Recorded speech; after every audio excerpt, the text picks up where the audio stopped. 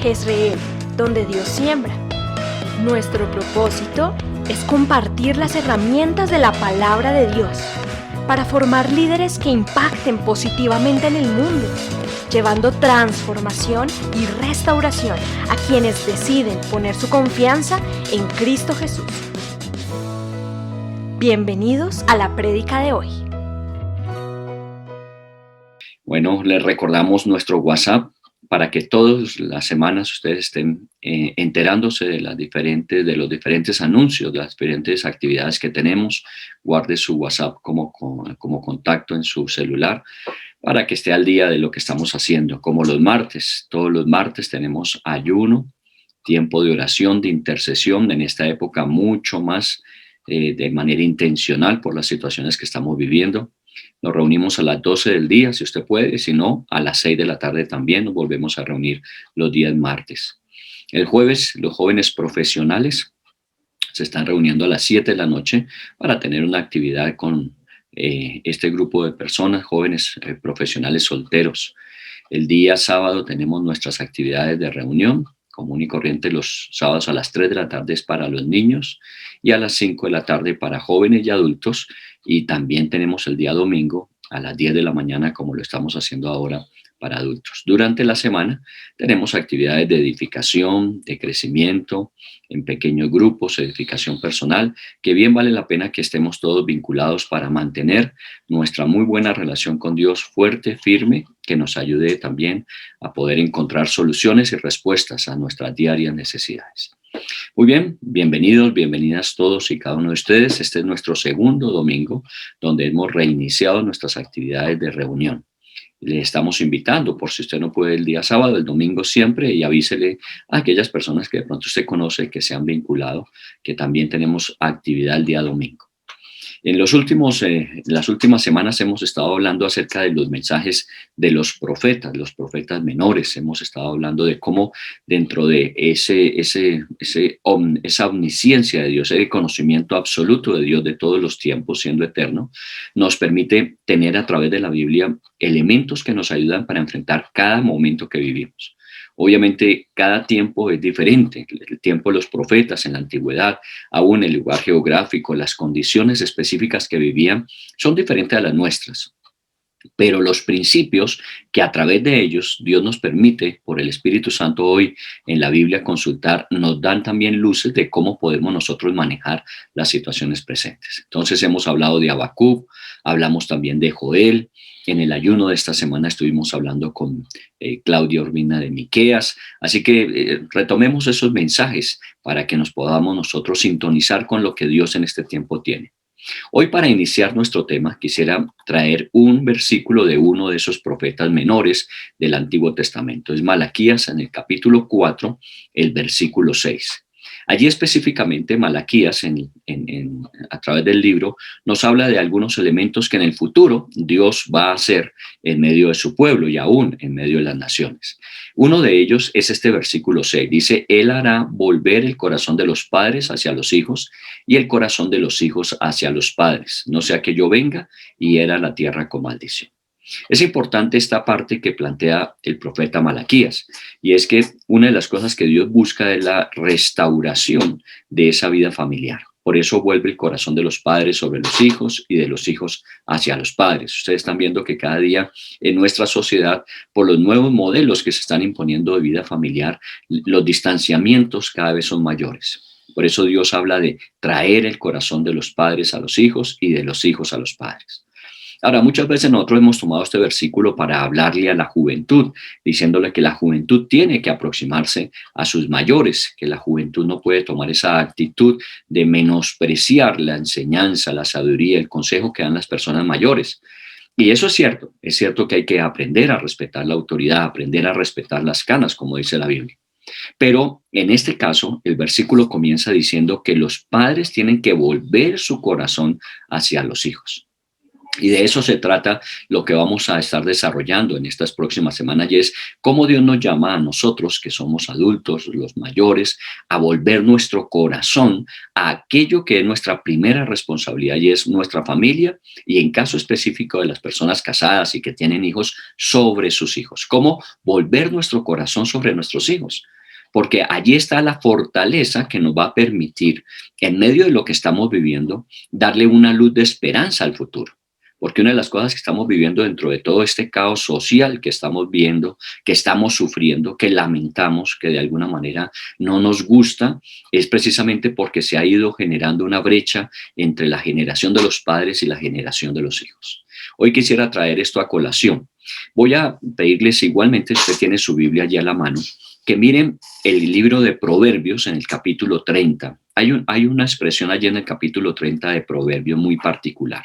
Si no, usted puede seguir nuestra lectura aquí en la pantalla. Dice, hay generación, estoy leyendo el versículo 11, hay generación que maldice a su padre y a su madre no bendice. El versículo 12, hay generación limpia en su propia opinión, si bien no se ha limpiado de su inmundicia. El versículo 13 dice, hay generación cuyos ojos son altivos y cuyos párpados están levantados en alto. Y el versículo 14 concluye diciendo, hay generación cuyos dientes son espadas y sus muelas cuchillos para devorar a los pobres de la tierra y a los menesterosos de entre los hombres. Si usted revisa esa porción del libro de Proverbios, se encuentra que repite 4 veces en cada versículo que leímos la expresión hay generación, hay una generación. Entonces, de lo que estamos hablando y lo que vamos a estar desarrollando es esto, una generación.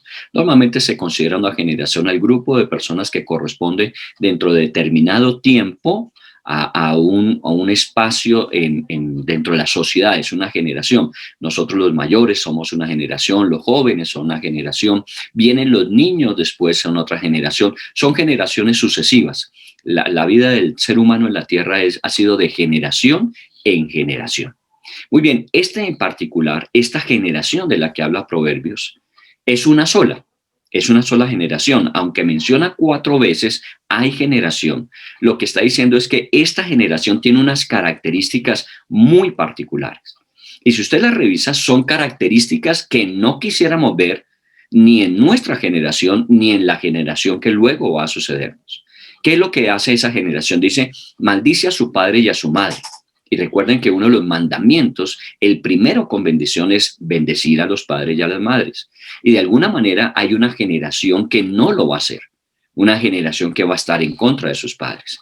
Luego dice, hay una generación que en su propia opinión son perfectos, son limpios, son rectos, aunque no han limpiado sus caminos. Es esa generación que tiene esa doble moralidad, que proclama que son la generación que tiene todas las respuestas, pero internamente está carcomiéndolo su propia inmundicia.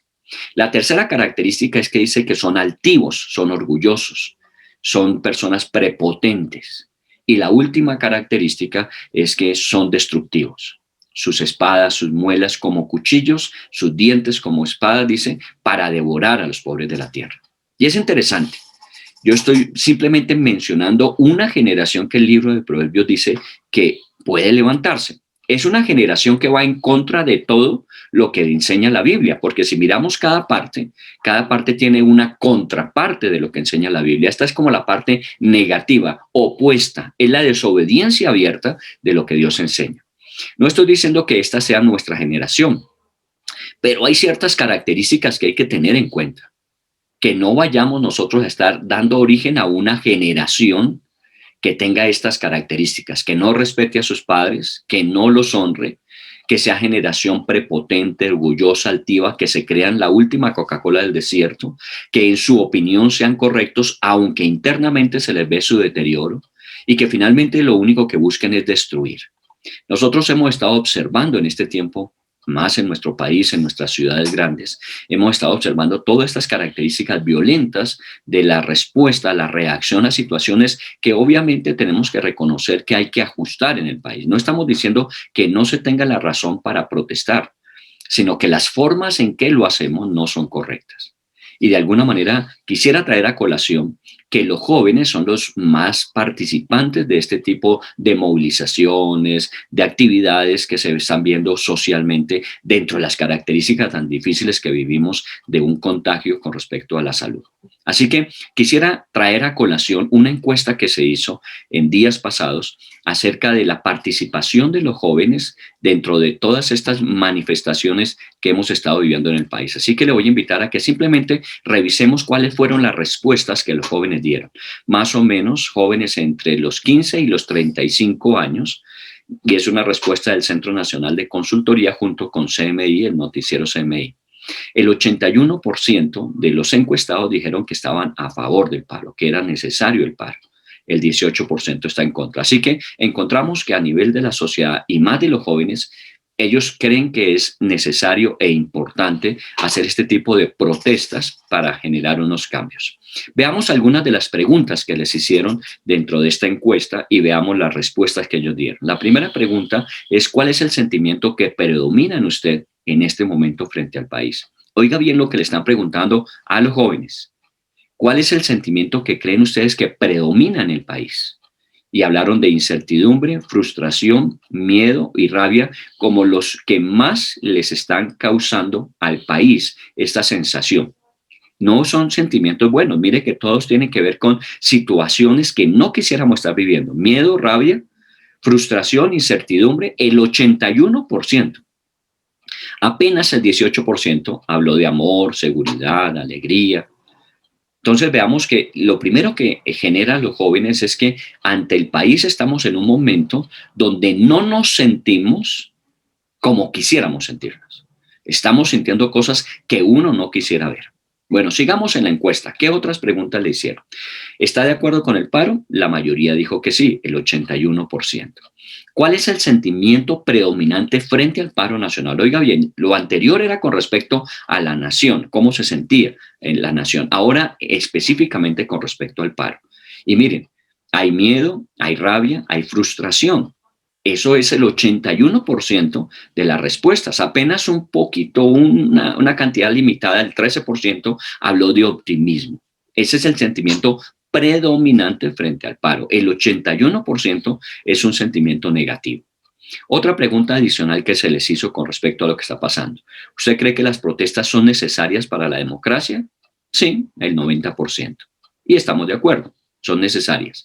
¿Usted cree que la protesta le ha servido al país? Sí, en un 70%. Pero miren lo que dice al final. ¿Usted ha salido a marchar? Y solamente de los entrevistados salieron a marchar el 31%. Creemos que las protestas son necesarias, creemos que le han de servir al país, pero la gran mayoría no fueron de los que salieron a marchar. O sea que de alguna forma creemos que es necesario hacerlo, pero de pronto no de la manera en que se está haciendo. Muy bien. Sigamos a otra pregunta. ¿Usted cree que un joven en la calle en este momento se siente seguro? Apenas el 5% dijo que seguro. El 95% habló de estar inseguro. Y recuerde que apenas salió el 30% a marchar. Y entonces el 70% a marchar, el 70% se quedó en su casa, el 30% fueron los que salieron a marchar y se sienten inseguros el 95%. Aunque no salgamos, nos sentimos inseguros en el caso de los jóvenes. ¿Cree que el resultado del paro va a ser positivo? El 72%. Así todos esperamos que obviamente todo este proceso, sin la violencia que lo ha acompañado, sin los desmanes que han venido como consecuencia de ello, obviamente nos ayude, permita que haya cambios. Otra pregunta adicional para los jóvenes que se les hizo. ¿Usted cree que el paro nacional tiene objetivos claros? Sí, el 76%. ¿Usted cree que los dirigentes del paro nacional representan a los jóvenes? Sí, el 65%. ¿Usted cree que el gobierno nacional tiene la intención de escuchar a los jóvenes? Oiga esta respuesta. 67% piensa que no. Así que las protestas son necesarias, ojalá que nos traigan un cambio, pero el problema es que los jóvenes no se sienten escuchados. El 67% dice que no lo escuchará el gobierno. Muy bien, sigamos un poco más adelante y veamos otra de las respuestas. De los siguientes, ¿cuáles creen ustedes que sea el actor principal en el paro nacional? ¿Cuál es el actor principal? Y mire la respuesta de los mismos jóvenes. Los jóvenes con un 56%. Los vándalos que han estado presentes apenas el 19%, los sindicatos el 14%, la policía el 11%, pero mire quiénes son los actores principales a su propio parecer que en este paro se han manifestado y es los jóvenes. Muy bien, sigamos adelante. Dentro de la opinión que las diferentes instituciones del país tienen para los jóvenes, evaluemos cada una de ellas. El gobierno nacional, negativa el 83%. La policía, negativa el 68%. El ejército, positiva el 66%. La Defensoría del Pueblo, positiva el 51%, negativa el 47%, muy en equilibrio. La Procuraduría General de la Nación, negativa el 65%. La Fiscalía General de la Nación, negativa el 67%. Las iglesias, positiva el 71%. Los medios de comunicación, negativo, 62%. El Comité del Paro, positivo, 70%. Y finalmente, las organizaciones sociales, positivo el 74%, las organizaciones indígenas, positivo el 82%, las cortes, todo lo que tiene que ver con la justicia en el país, negativa en el 73%. Finalmente, la conclusión a que se llega en todo este panorama, miremos cómo terminan ellos cerrando esta encuesta. Las redes sociales, el 67%, las universidades, 83%, los rectores de las universidades, el 64%. ¿Cuál es la apreciación de ellos como jóvenes y ante una sociedad como la nuestra? Miremos qué respondieron ellos finalmente, cuál es su apreciación. Y entonces hablan de que los jóvenes tienen una presencia, si seguimos, gracias, una presencia del 83%, es la imagen positiva que ellos tienen. Los jóvenes viéndose dentro del contexto de la realidad actual y la ciudadanía en general el 79%. Podemos evaluar un poquito esto en esta gráfica que nos permite visualmente tener una imagen. La imagen negativa, la más alta imagen negativa la tiene el gobierno. Luego las Cortes de Justicia, luego la policía y luego la Fiscalía y por último la Procuraduría, en los 5 primeros entes que tiene la sociedad, que para ellos representa una imagen negativa. Qué interesante que son todos los que tienen que ver con gobierno. Luego vienen los medios de comunicación y finalmente los bancos en esta imagen negativa. Ahora veamos la positiva. ¿Qué ven ellos positivo? Las universidades, las organizaciones indígenas, las organizaciones sociales, la iglesia. Luego vienen los promotores del paro, las redes sociales, el ejército, los rectores de la universidad, el sector de la salud y la defensoría. Miren, y por eso resalté que aún dentro de todas esas características, la iglesia está presente allí en un cuarto nivel de imagen positiva. Muy bien, pasemos entonces de esta encuesta a una evaluación de resultados, porque las encuestas nos dan unos números, pero finalmente nosotros tenemos que evaluar eso. Veamos entonces que esta encuesta lo que nos está diciendo es lo que piensan los jóvenes. Recuerde que es una encuesta, obviamente siempre se procurará que las encuestas reflejen el pensamiento dentro de un margen de espectro de la sociedad, lo que la sociedad en general piensa. Los sentimientos que están predominando en este momento son incertidumbre, frustración, miedo, rabia, inseguridad. Los sentimientos no son los que uno quisiera ver. Los sentimientos no son los que uno quisiera tener. Y sobre todo la inseguridad representa el 95% en respuesta. Y de acuerdo con el paro están el 81%, de los cuales, oiga bien, solamente salió a marchar el 31%. O sea que esta encuesta fue hecha no tanto con los que estaban activamente en el paro, sino también con muchos que no salieron. El 70% no habían salido a marchar, aunque consideraban que eran necesarias las protestas. En la calle, ustedes ya ven, se sienten inseguros el 95%. No son optimistas, el 13%. No son optimistas, pero tienen esperanza de que de pronto todo esto ayuda a que las cosas mejoren, el 72%. Se consideran protagonistas en el 56%, pero que no son escuchados en el 67%. Ahora, me llamó la atención que no se hizo ninguna pregunta referente a la familia, porque ustedes saben que de todas maneras estos jóvenes que hemos visto en las calles, bueno, los que hemos apreciado las noticias, estamos viendo que de alguna manera esos jóvenes forman parte de núcleos familiares. No se hizo ninguna pregunta acerca de las familias, que sería interesante conocer el trasfondo familiar de estos marchantes, de estos que están en las protestas. Muy bien.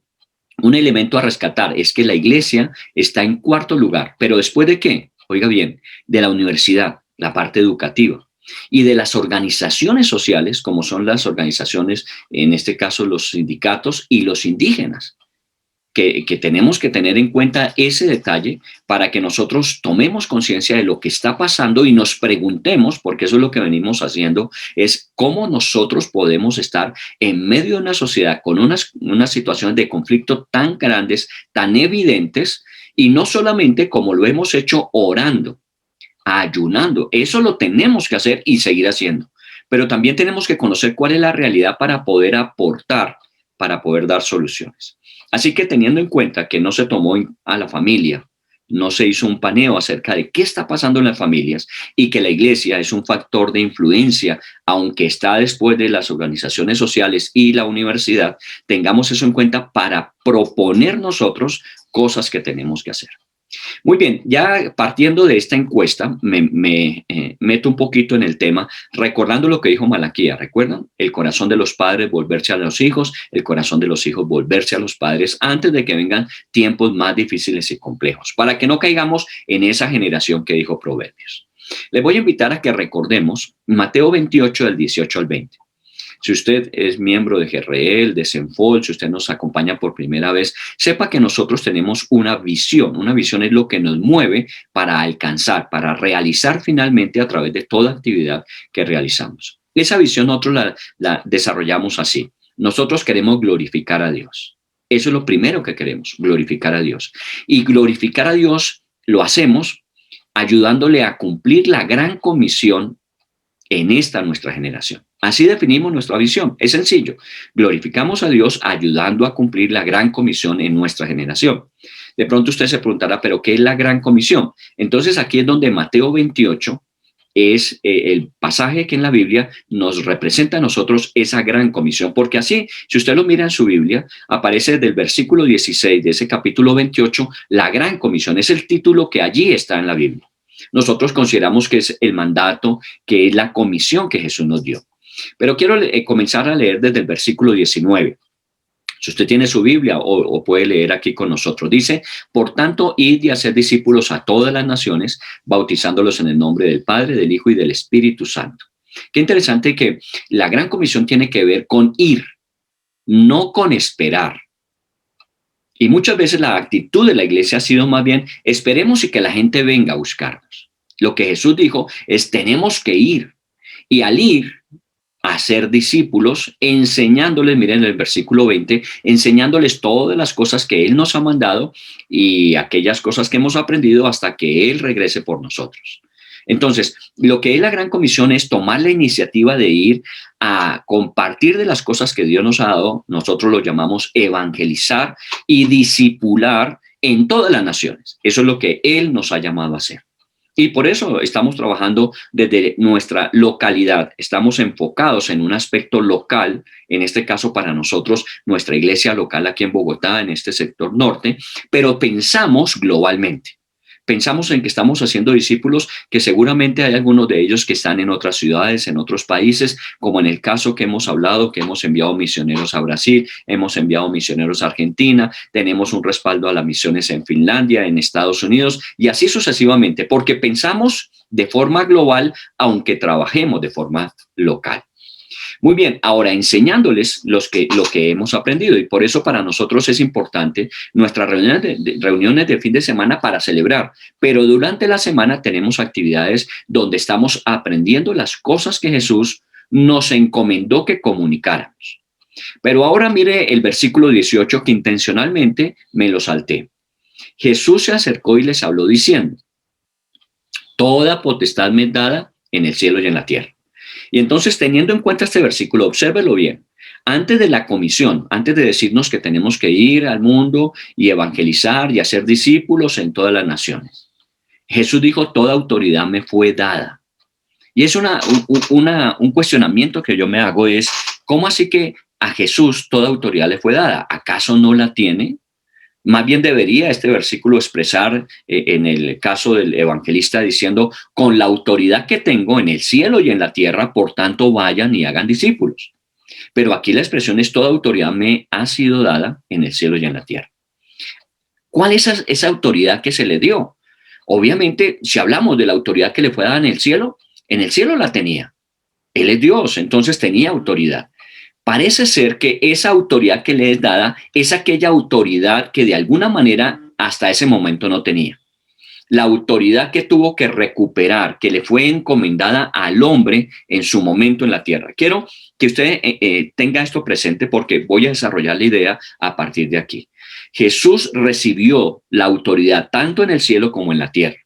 Si usted recuerda a nuestro Padre Nuestro, la misma oración que Jesús nos enseñó, dice: hágase tu voluntad así en la tierra como en el cielo. De alguna manera hacemos referencia a que en el cielo la voluntad de Dios se hace. Ese es su lugar de habitación, el cielo. Allí su voluntad se cumple sin ningún tipo de reparos. Pero en el Padre Nuestro se nos enseña a pedir que hagamos la voluntad del Padre en la tierra como en el cielo.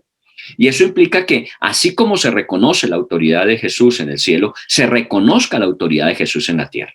Por eso Jesús habló de que esa autoridad le había sido dada. Ya no es solamente autoridad en el cielo, sino que también ahora, por su sacrificio en la cruz, por su muerte y su resurrección, le fue entregada toda autoridad. La Biblia dice que al que se humilló hasta lo sumo, Dios lo exaltó, dándole nombre sobre todo nombre. Y eso implica que Jesús tiene toda autoridad, tanto en el cielo como en la tierra. Por eso, al encomendarnos a nosotros ir al mundo para evangelizar, para enseñarles lo que Jesús nos enseñó a nosotros, es la autoridad que le ha sido dada, la que Él nos da para que nosotros lo hagamos en su nombre. Muy bien. Teniendo eso presente, que se le dio la autoridad, recordemos algo que sucedió cuando Jesús estaba comenzando su ministerio. Si usted se acuerda, en Lucas, en el capítulo 4, después de que Juan el Bautista bautizó a Jesús en el río Jordán, Jesús se retiró al desierto y dice que estuvo allí 40 días en oración y en ayuno. Al finalizar ese tiempo de oración y ayuno, Satanás se hizo presente allí con Jesús. Y dice en el versículo 5 de Lucas capítulo 4, y le llevó el diablo a un monte alto y le mostró todos los reinos de la tierra. Recuerden las famosas 3 tentaciones: convierte las piedras en pan, arrójate del pináculo del templo, y esta última. Dice que ya a lo último, cuando las 2 primeras tentaciones no habían surtido efecto, dice que Satanás le mostró a Jesús todos los reinos de la tierra. Oiga bien eso, le mostró en un momento todos los reinos de la tierra. Y le dijo, versículo 6, dice: y le dijo: a ti te daré toda esta potestad y la gloria de ellos, porque a mí me ha sido entregada y a quien quiero la doy. Oiga bien lo que está diciendo Satanás. A ti te daré toda esta potestad. Cambia la palabra potestad por autoridad. A ti te daré toda esta autoridad y la gloria de ¿quiénes? De todos los reinos de la tierra, porque a mí me ha sido entregada, dijo él, y a quien quiero la doy. Y si usted mira a Jesús, no le dijo mentiroso. Eso no es cierto. Esto le pertenece a Dios. No. Jesús sabía que eso era verdad.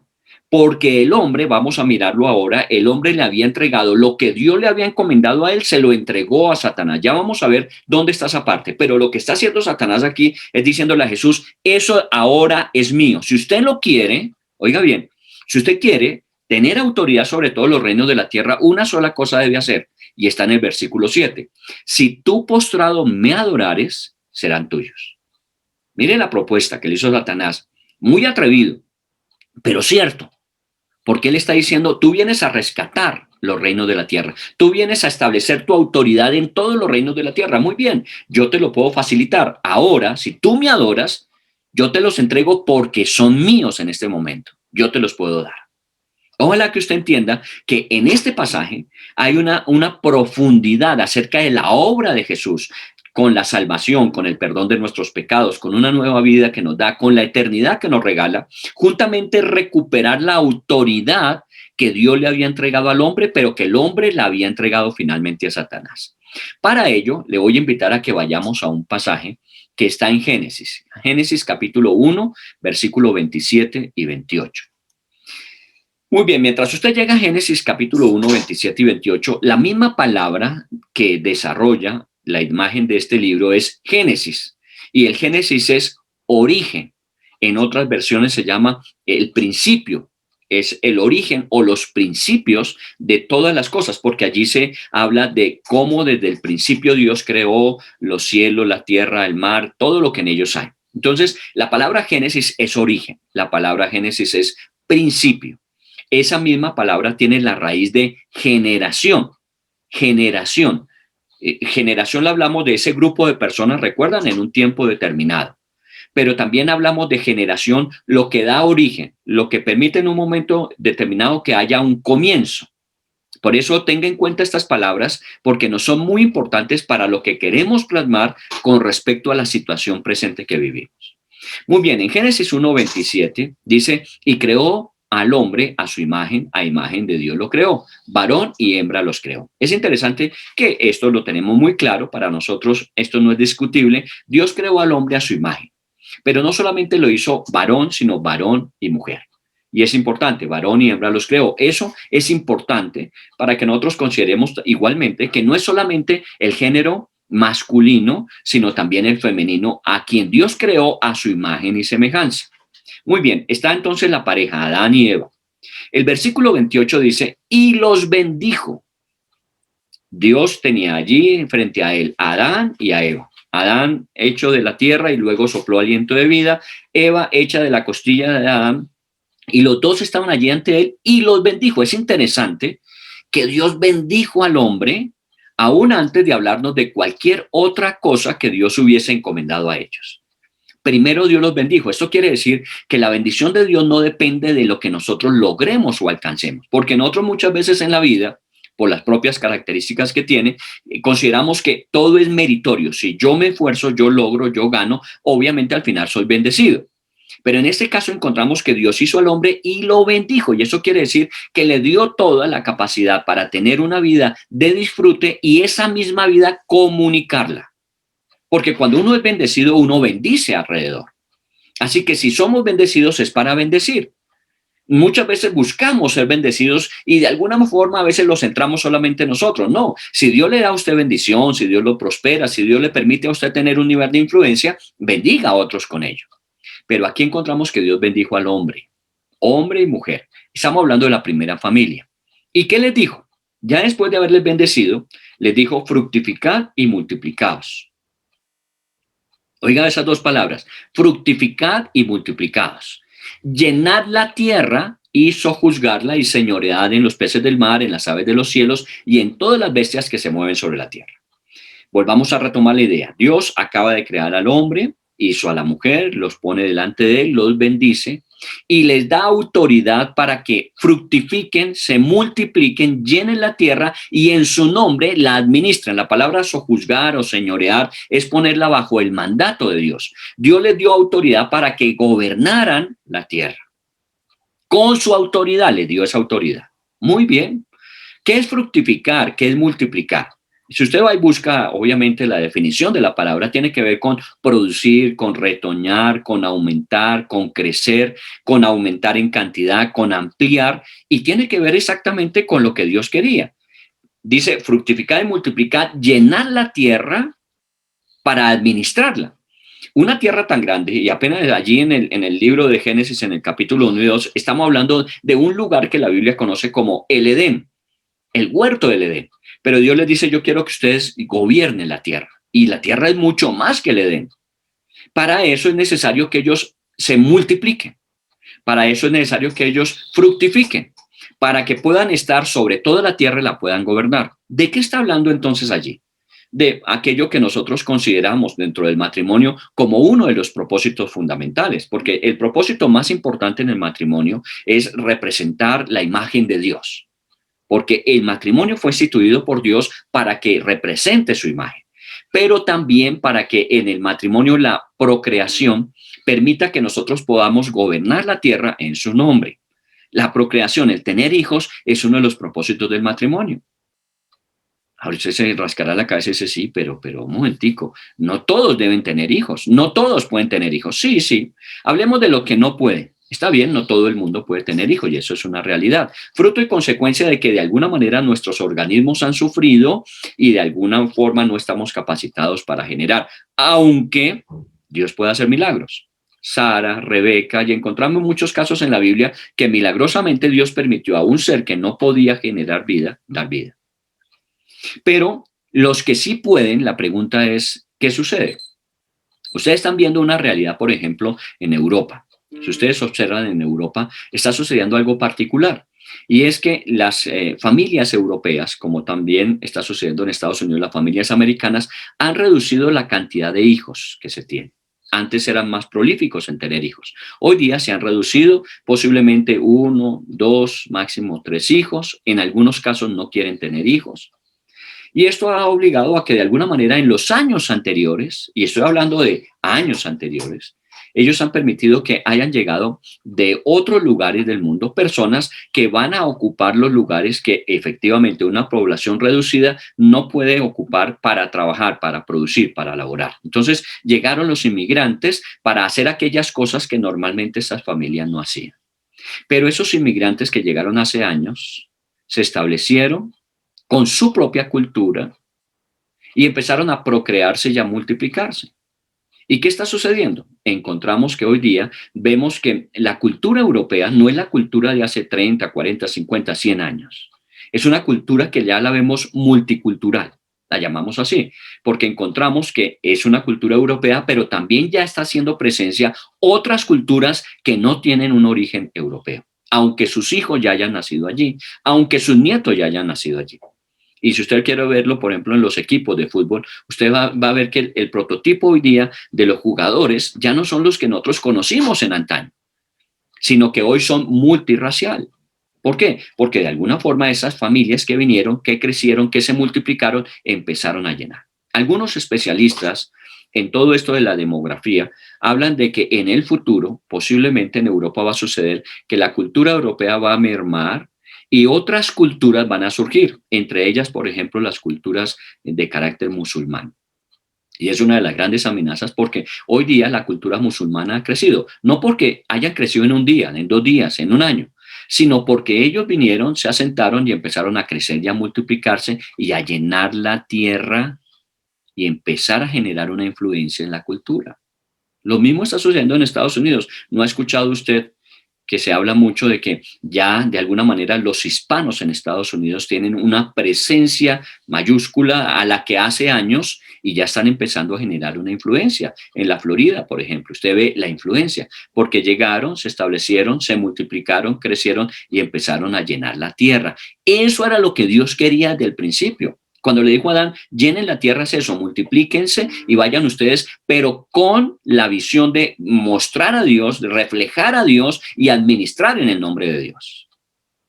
Desafortunadamente encontramos el capítulo 3 del libro de Génesis, la caída del hombre, cuando desobedece a Dios y obedece a Satanás. Y en ese momento, la autoridad que Dios les había dado para ir al mundo y reflejar su imagen y mostrar su gloria, en ese momento quedó truncada. Satanás toma eso porque le fue entregado. Recuerde a Satanás hablando con Jesús.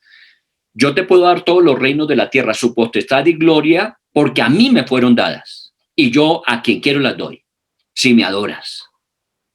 No estaba diciendo mentiras. Con el pecado el hombre lo que hizo fue entregar la autoridad que se le había dado para gobernar, para administrar en el nombre de Dios, reflejando la imagen de Dios en el mundo.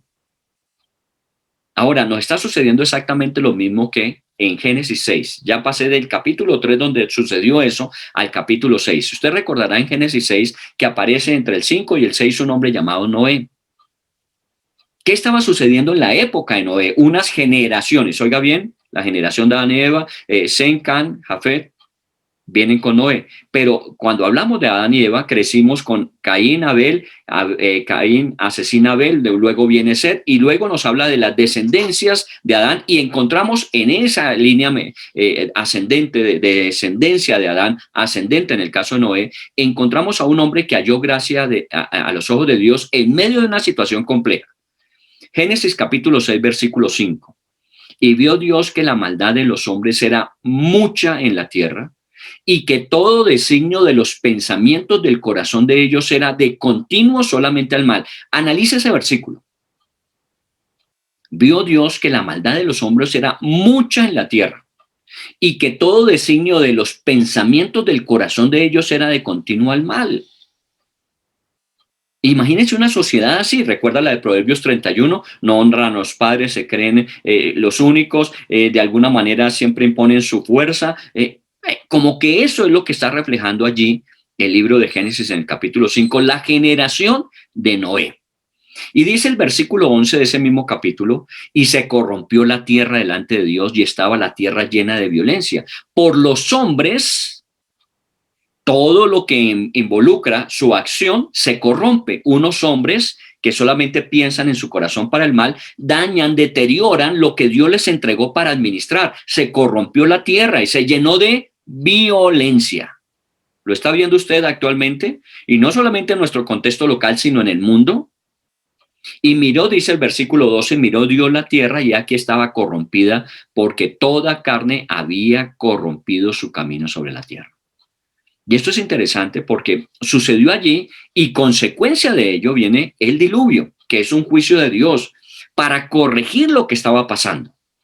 Y obviamente Dios halló, dice la Biblia, Noé gracia ante sus ojos y le encomienda a Noé que se suba a su arca, la arca que había construido con los animales y que diese lugar a que todo aquel que quisiera subirse con él lo hiciera antes de que viniera el momento del diluvio.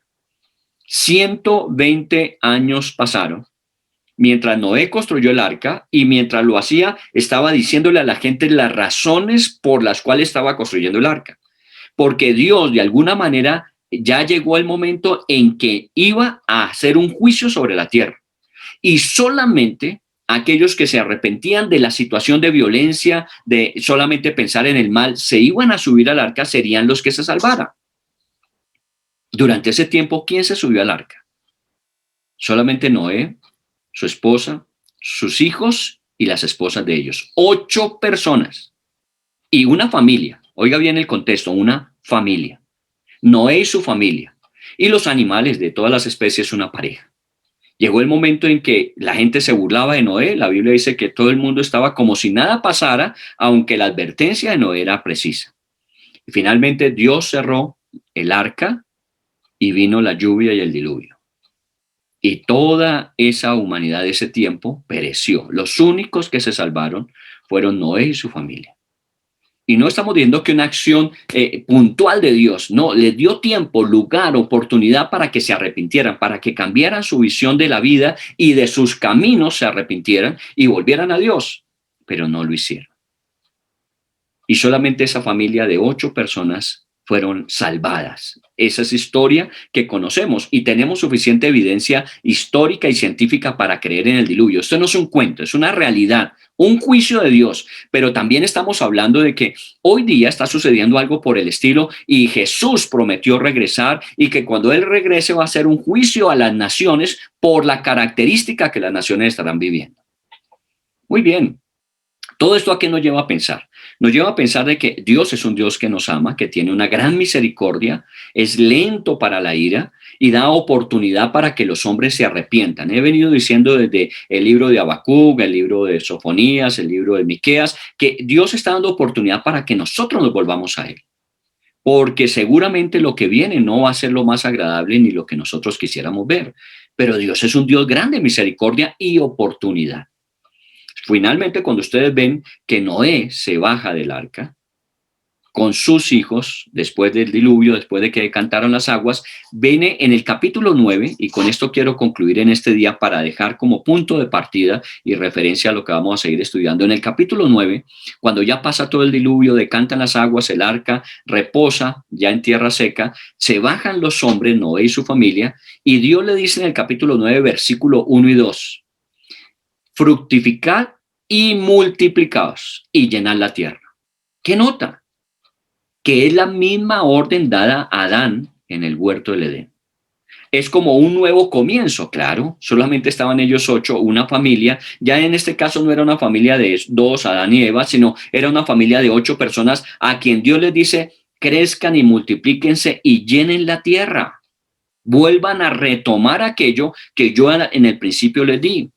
Ahora, no había autoridad de Dios como la tenía Adán porque le fue entregada a Satanás. Recuerde, en el versículo 2 dice, el temor y el miedo de vosotros estará sobre todo animal sobre la tierra. Ya no habla de autoridad, habla de temor y miedo. 2 de los sentimientos que hemos estado diciendo que en este tiempo como que están exacerbados, están aumentados. La gente tiene temor, la gente tiene miedo y de alguna forma ya no es autoridad.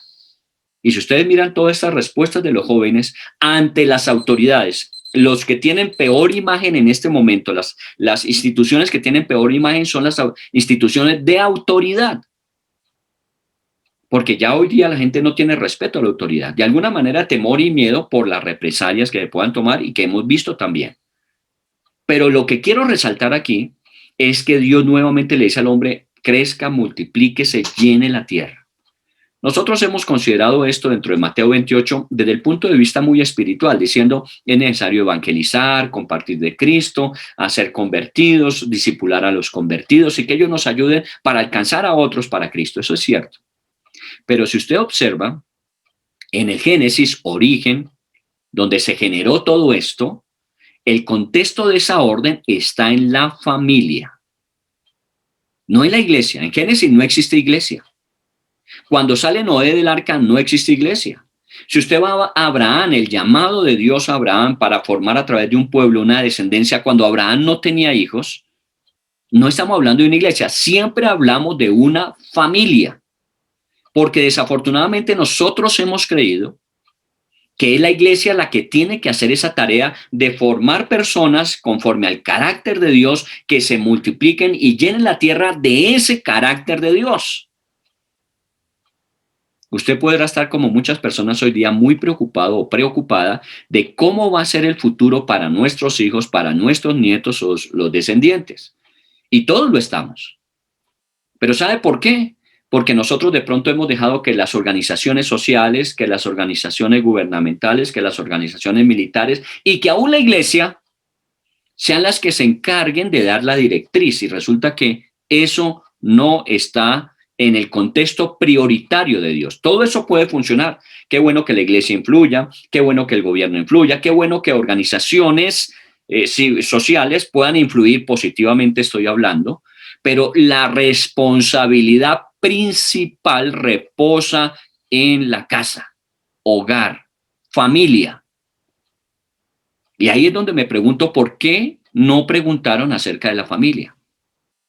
Ninguna pregunta acerca de la familia en esta encuesta para los jóvenes, porque no es necesario conocer el trasfondo de dónde vienen, de sus familias.